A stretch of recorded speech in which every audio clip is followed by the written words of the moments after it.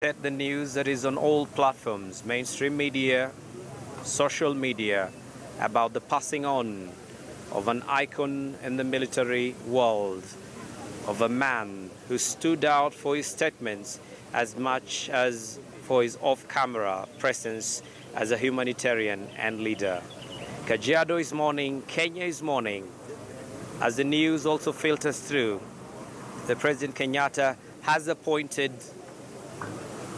Fred Matiang'i as the acting cabinet secretary in charge of the crucial interior docket. From us here, it's all about monitoring the very latest.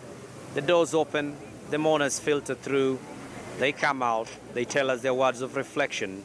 We capture it live here on KTN News. Back to you in our studios for the very latest from across the country as reactions filter through following the shocking demise of Interior Cabinet Secretary Joseph Nkaissery, a retired Major General who ventured into politics and served in cabinet until his demise last evening. Back to you, University. Those are some of the reactions from several leaders led by Dr. Evans Kidero, just reiterating on how active the late general was and expressing their message of condolences. And as we were saying earlier on, that the general was said to be actually a very active man, continuously exercising. And so this demise has actually been a shocker to most of the people who knew him, to the country in general. And, well, as the report we got was that he had gone for a checkup when he felt unwell at 3 a.m. And this sort of does not add up to the medics, because they say, well, a routine checkup does not happen at 3 a.m. So the medics suspect that he actually had something sort of an emergency that actually had him rush to the hospital that late in the night. And so we'll continue keeping tabs on the medical doctors who are now preparing to do a post-mortem. They'll examine the body of the general. They'll take samples from his blood and some of his tissues so as to take samples to actually do what we call a toxicology to determine if at all there was anything else that could have caused this sudden demise of the general. Well, this does not mean people should stop exercising. Exercise has been proven to still be good. People should still keep fit. And some of these things will be determined with a postmortem, which will actually be what is conclusive. So I'll hand Dr. you Masi, over a lot to of information, Michelle. like you say, Doctor, that does not make sense. The reports coming in, especially even from Joseph Kinyo, is a chief of staff public service, saying that he'd gone there for a checkup. But we're also getting reports that he was taken to the hospital after he collapsed at his home. And so quite a lot of questions. Some things don't quite add up. But typically, Doctor, how long would it take the medical doctors to come up with a report? Well, Michelle, when the post-mortem will be an immediate result, because the doctors will examine the organs, will examine the body and be able to determine what could have happened. Now, what takes about 2 weeks is what we call the toxicology, where they take the blood samples, the tissue samples, fluid samples from the body to be able to do what we call a toxicology or chemical analysis of what could be in the blood and those tissues and those samples. That could take about 2 weeks. But the immediate examination, which is now the post-mortem, will be instant results, because they examine the heart, for example, and they'll be able to determine if at all there's any heart attack, for example, or if there's any stroke or any bleed or any clot anywhere that could have caused the suddenness of the demise. So, Doctor, what then would be the difference between the report given immediately after the post-mortem and the report that will have to take 2 weeks to complete? Well, the post-mortem is what you call the gross analysis of the body, where they will look at the late general, they will look at his heart, for example, his liver, his lungs, they look at his brain, everywhere, to determine and see if at all there is anything that could have gone wrong to be able to cause the demise of the general. Now, what takes time is the chemical analysis, because they have to take tissue samples, they have to take the blood samples, they have to take fluid samples to a lab to be able to actually analyze through some processes to be able to see if at all there's anything in those samples that could have actually led to his demise. So this will should take about 2 weeks, but once they have agreed on when to do a post-mortem, then we'll get a provisional cause of death, or what could have caused the death. And after the toxicology, now we'll get what is the final cause of death. And so this will take a bit of time. And arguably, as understandably as is, the doctors are trying to trace back and see what is the likely cause of death. That's why they need to find out, or they needed to find out what happened at home, what happened on his way to the hospital, and at hospital, what happened when he was received by the medical personnel at the current hospital. What were his complaints? How was he looking? All these things are put together in order to put together a story or a reason of what happened this morning. So, of course, nothing can be taken to chance as is, but we also have reports that his wife, Helen Nkaissery, later was also taken to hospital. She's admitted at the Nairobi hospital following shock and high blood pressure, they say. But how is this possible, just coming from that shock she experienced? Well, Michelle, it's a normal human reaction that when something of this magnitude happens, there is the initial shock that could have caused possibly a surge of her high blood pressure, or she needed just to be calm, to be put in a place where she could calm down so that her blood pressure does not shoot over the roof and cause her another, catastrophic event. So it is expected as a normal reaction to such news of a sudden demise of a loved one that, some people react differently, or some people, the body reacts differently to such kind of shock. So it's not really a surprise that the wife of the late General Nkaissery is actually hospitalized and is actually undergoing medical care. And it's a good thing that, she is under medical care, under medical supervision, as the country tries to, understand or wrap its head around what happened to the general. But we wish her, obviously, all the best. We wish her well. And we also hope that soon enough we'll be able to get a reason as to, what happened to the General Nkaissery. Many thanks. That is our Dr. Mercy Korir. She will continue staying with us as we try to answer the questions many Kenyans are asking. What could have led to the death of the late Interior Cabinet Secretary Joseph Nkaissery? As we speak, the body of the late CS is lying at the Lee Funeral Home, where various leaders from across the political divide have flocked there to give their messages of condolence. Quite a uniting moment for Kenyans, really.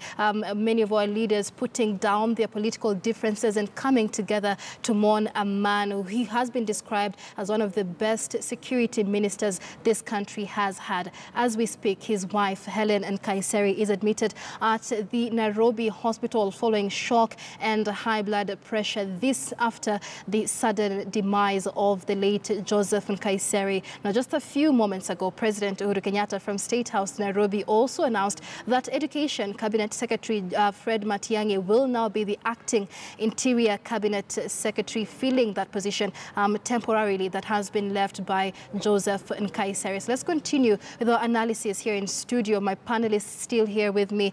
We continue to speculate, really, and try to see the shoes or the in-tray that is waiting for Fred Matiang'i 30 days to the general election. And let me begin with you, Ndegwa. Earlier on, Delano Kilu said, the country was ready for the election as early as February when it comes to matters security. But what do you think in terms of priorities? Should Fred Matiang'i be prioritizing? Fred Matiang'i, I must say that as much as he has performed in other dockets, he still has a big shoe before him, and he must try to fit his foot into General Nkaissery's shoes. And I think his biggest challenge is to ensure that General Nkaissery's last function to attend national function was about peace. So he must be able to take up that mantle to preach much more of peace than responding with a barrel of the gun. So he must take it up as a challenge and make sure that Kenyans are now awaiting to see how much he's going to perform. But this is a good thing that Nkaissery did. If you look at the coast region and you look at the County Commissioner Marwa has become very effective under the watch of General Nkaissery.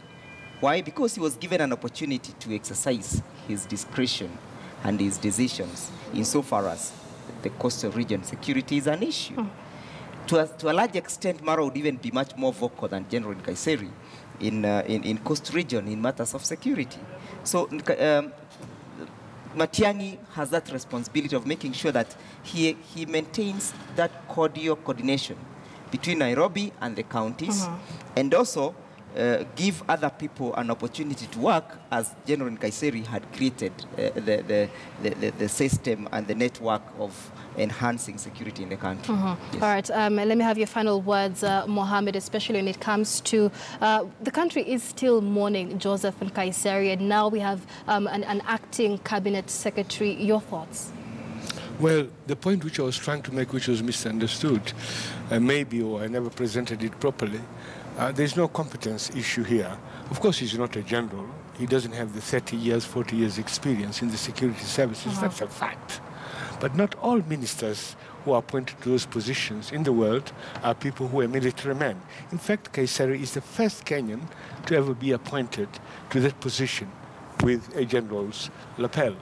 So that is, having said, what I was talking about is the workload. And it's obvious. I mean, you've got here the Ministry of Education and you've got this one, Defense, which are both very serious. Now, I know Matiang'i has got bundles of energy, and we know he's a very hard-working, very energetic chap. But, you know, there's that issue there, and I think in the fullness of time, either he will be given the ministry on its own to run it, or somebody else will be appointed to go to that ministry. That is obvious, isn't it? It's an obvious delineation in cabinet appointments. These workloads have been, it's obvious point. But on the other side, I think everybody will agree that apart from Michuki when he was a minister, the other minister who has come out to prove to Kenyans that he's able to work is Matiang'i. And a lot of people think that Matiang'i is a doer and is quite an active man. That is what I can say. Of course, we're in the morning at the moment. My only hope is that it's going to be a natural death. Right, right. And of course, and we are our waiting. hope is that there is no Mickey Mouse, there is no hanky-panky business. And we're waiting that for it's that a natural report. death, that we won't be left with rancor and hate and suspicion in the nation. And that's actually, people say that we are very suspicious people. Nobody dies a natural death in this country. Everybody dies because of one reason or the other. Therefore, I do agree with your points. I do agree with what you said.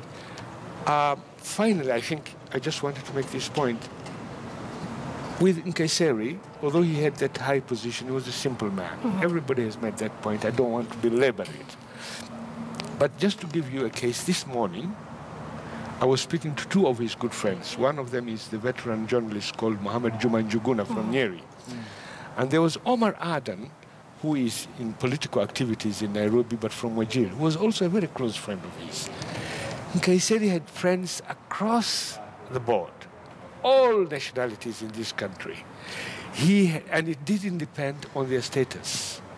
He had people who were really down there. Somebody was just telling me yesterday, only he sent somebody 5,000 shillings M-Pesa to try and solve his home problems. And this is a poor man. Yesterday, he sent somebody 5,000 shillings M-Pesa. And this is the kind of human being that he was able, he was modest. The hallmark of a great person is always that he's able not to lose the common touch, as Kipling said. He was that. You know, he didn't lose the common touch. He was there with the people, down to earth, modest, nice guy, experienced, firm. He knew what to do. There's also another issue. In the military, they have got this, they pull rank. And one thing which actually happens, and I think my friend in the security service will be able to explain this matter, is that if you see a general, right? if you are a junior, you always know that the guy who is in charge of this ministry is a general. So you don't bring him foolish plans. He will know.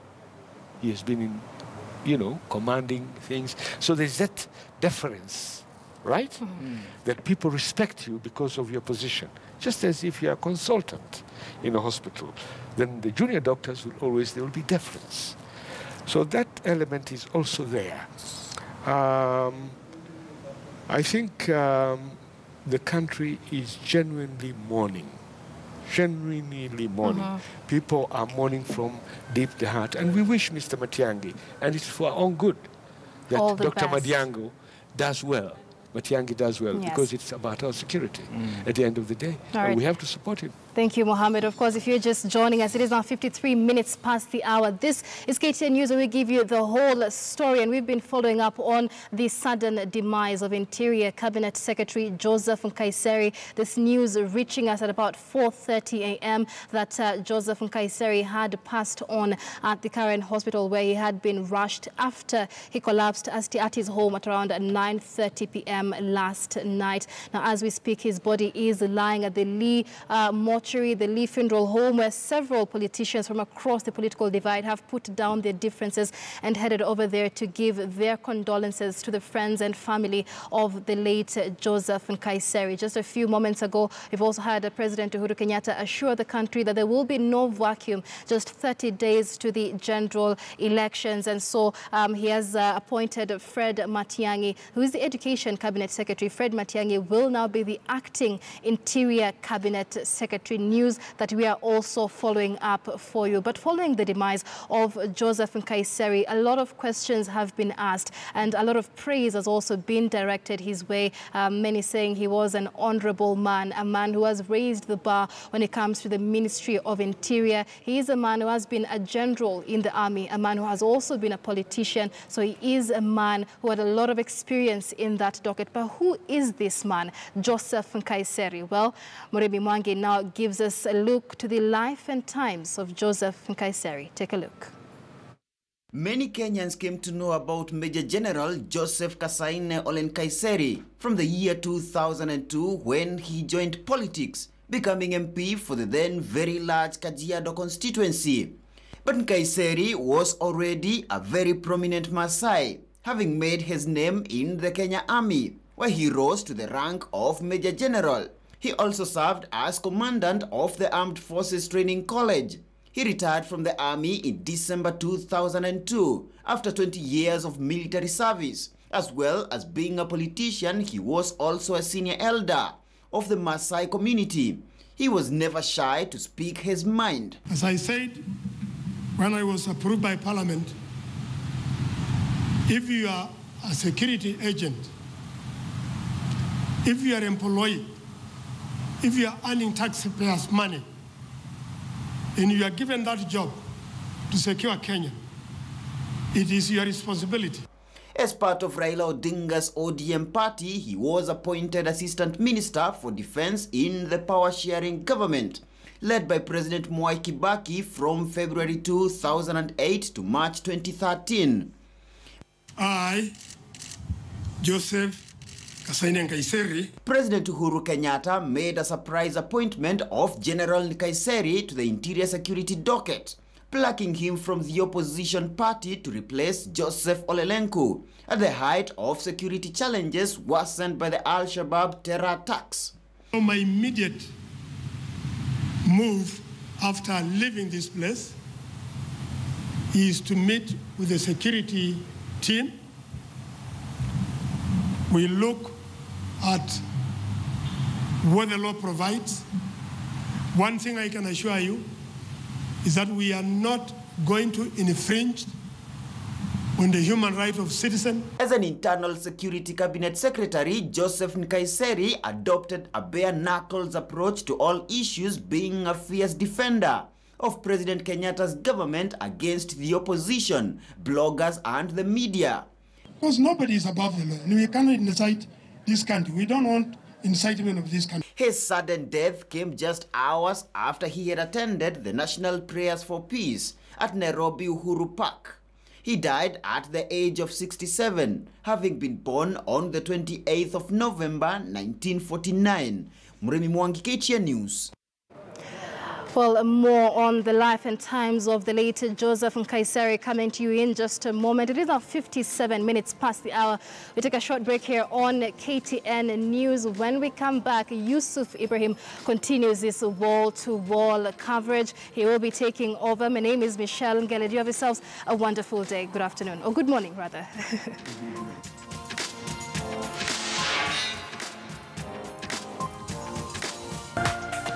This is KTN News.